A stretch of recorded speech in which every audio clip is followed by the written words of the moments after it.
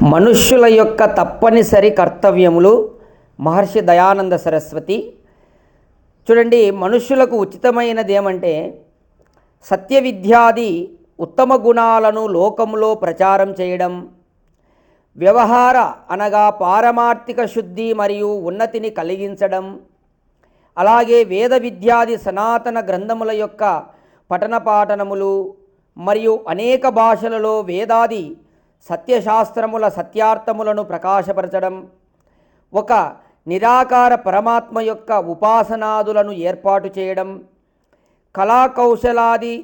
కళాకౌశలాదికములతో స్వదేశాది మనుష్యుల యొక్క సుఖ విధానము, పరస్పర ప్రీతిని కలిగించడం, హఠం అనగా మొండిపట్టు, దురాగ్రహము, దుష్టుల సాంగత్యాన్ని విడవడం, ఉత్తమోత్తమ పురుషుల అట్లే స్త్రీల సభల ద్వారా సర్వమానవుల యొక్క హిత అహితములను విచారించడం అంటే ఆలోచించడం, మరియు సత్య వ్యవహారములను ఉన్నతపరచడం ఇత్యాదులు మనుష్యుల యొక్క తప్పనిసరి కర్తవ్యములు.